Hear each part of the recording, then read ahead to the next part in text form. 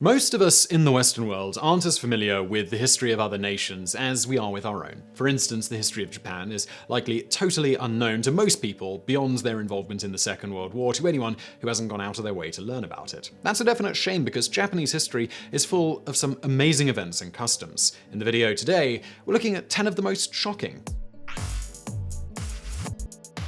Number 10. Japan had a massive slave trade. The slave trade from Africa to America is well known to history, but less well told is the history of the Japanese slave trade. Word is that Japanese slaves were so common in Portugal and its territories that Portuguese slaves would have their own Japanese slaves as a kind of meta-awfulness. Slavery began in Japan as far back as the 3rd century, and it wasn't until 1590 when Toyotomi Hideyoshi, a politician known as the Great Unifier, abolished it outright. Even though slavery was outlawed at that time, women were still forced into sex slavery as comfort women with the consent of the government as late as the Second World War. In the early to mid-1500s, the slave trade between Portugal and Japan became so pervasive that even Portugal, which was trading the slaves from Japan, began to have second thoughts, and the king officially banned Japanese slaves by 1571. This was because they had brought so many slaves to Europe, particularly sex slaves, that the king feared it was putting people off converting to Catholicism and was bad for the country as a result.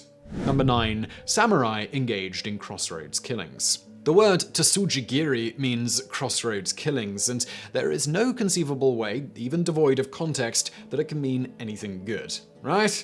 This was a practice that was reportedly rare, but obviously one that happened often enough to merit a term to describe it, in which a samurai, in an effort to test the sharpness of their blade, would simply murder someone at a crossroads. In stark contrast to the image of the noble warrior, the samurai committing tsujigiri wanted to know if their sword could kill a human with ease. Having a dull sword was considered a shameful act, so of course it needed to be sharp, and ideally sharp enough to kill an enemy with a single slice. If you could decapitate an enemy, or basically cleave them in two, all the better. But this practice was not used on enemies, just unlucky peasants. The samurai, with a new sword in hand, or with new training in how to use it, would kill the first random person they saw. The disgraceful act was banned during the Edo era, but of course it didn't fully stick. Some samurai would still perform the act as a means of making money, murdering travelers, and stealing their belongings. It took extremely stiff punishments of shaming and execution to finally put an end to the practice. Number 8.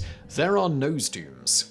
In 1592, Japan began to wage a war against Korea that lasted for 6 long, brutal years. While any war likely includes acts of savagery that make a common person cringe, this war holds a special place in history for its grisly monuments. To this day in Japan, you can go and visit Mimizuka, a burial ground near Kyoto, erected as a tribute to the thousands upon thousands of noses and ears that are hidden within. You've probably seen the practice in movies before. Films like Platoon and Full Metal Jacket included scenes in which soldiers are shown to have collected body parts from fallen enemies as trophies.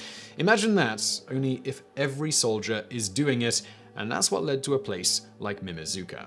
Amazingly, the habit of taking noses and ears was a compromise, as it had been more common to take whole heads previously. But the distance between Korea and Japan made taking heads a difficult task for practical reasons, so the ears and noses had to suffice. It's believed there are 38,000 remains in Mimizuka, but between 100,000 and 200,000 Koreans were killed and mutilated during the war. Soldiers may have even taken to killing peasants, including women and children, to gain more trophies for which they were rewarded.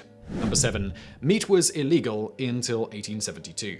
Japanese cuisine, as we know it today, is not necessarily as meat-heavy as, say, Brazilian cuisine, but it's not strictly vegan either. That's just today. As it happens, prior to 1872, meat wasn't just uncommon on Japanese menus, it was illegal. And how long had this prohibition on meat been going on?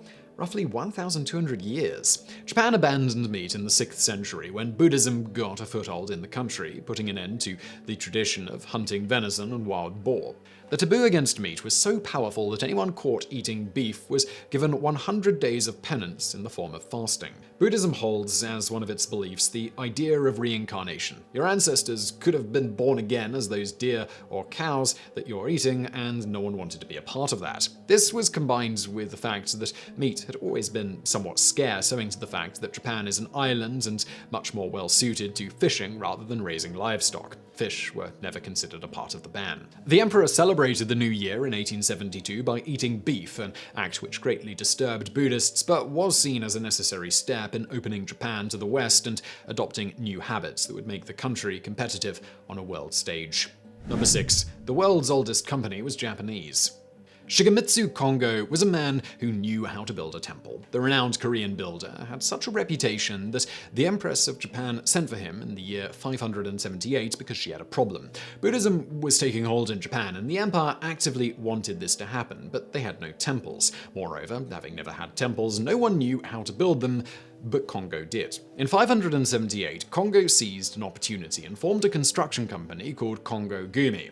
That company stayed in business for an absolutely staggering 1,428 years. In 2004, the company was still building temples. By 2006, the company was forced to shutter after nearly a millennium and a half in business due to unmanageable debt. Number 5. Sakoku was extreme isolation. If you were a world traveler between the years 1639 and 1853, the one place in the world you wouldn't get a chance to enjoy was Japan. It was during this 214-year period that Japan was engaging in something called Sakoku, a period of self-imposed isolation that was taken very seriously. There was some trade with other countries, but it was tightly regulated and limited. Foreign dignitaries visited on rare occasions, but the idea that a common Japanese citizen would leave the country was totally out of the question, and the penalty for doing so was death. Number 4. Old-timey robots.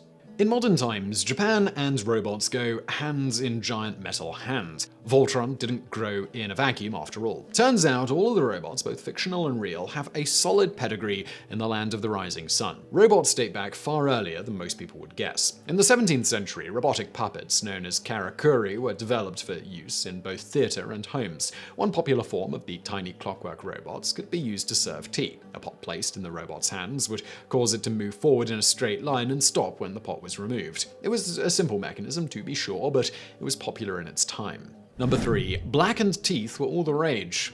Few things are more coveted in the world of personal hygiene these days than a pearly white smile. It wasn't always the sign of physical beauty and health that we view it as, though, and in ancient Japan, they went out of their way to experience the polar opposite. Cultural beauty standards are probably not worth debating because they shift across space and time frequently, but the methodology is the real curious part here. How does one achieve black teeth? Iron filings would be soaked in tea, or if you were feeling a little saucy, sake. The oxidation of the metal creates a black liquid. To help soften the blow of sucking on a mouthful of iron, some spices would be added to the brew, creating a tasty metal tea. This had to be done on a nearly daily basis to help keep your teeth looking their most onyxian. The effect was a lasting one, and there have been skeletons unearthed from the Edo period that still have black teeth. So why did people start doing this? Well, whiteface paint was another common beauty trend, but the rice flour makeup was ultra white. Against a person's normal teeth, the contrast was stark and teeth looked yellow. Rather than trying to whiten the teeth to match the face, they were darkened to apply an even starker contrast. Also, it was believed this practice shielded the teeth from harm and protected against dental problems. Odds are most modern dentists are not going to recommend it. Number 2. Poop had value.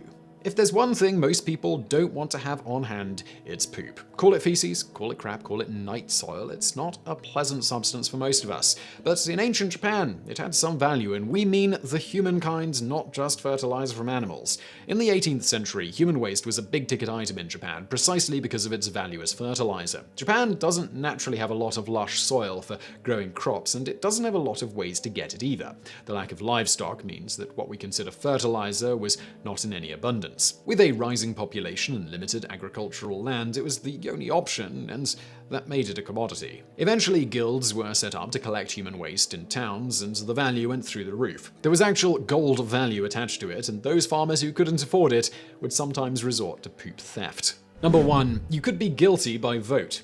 One of the most bizarre customs in Japan's history is an act known as irafuda. This was a method of maintaining law and order through democracy, only not in any predictable way. Say someone burns down a barn in the night and there are no witnesses. Arson has been committed, but who do you punish? While some might think this crime can't be punished with no suspects, irafuda was the process by which the citizens of a town would vote on who they thought did it. And whoever got the most votes, well, they were punished. The person chosen as the criminal would be jailed and the village would provide them food and water. If a real criminal was caught or another fire was set, meaning the incarcerated person couldn't be guilty, then they were going to be free and a new person would be jailed. In one case, where 3 bales of hay were stolen, a vote was cast that named 5 people. They banished the 2 who received the most votes, and the village confiscated their belongings, including their homes. They ordered the other 3, who only got 1 or 2 votes, to house arrest. So I really hope you found that video interesting. If you did, please do hit that thumbs up button below. Do not forget to subscribe, brand new videos every day of the week.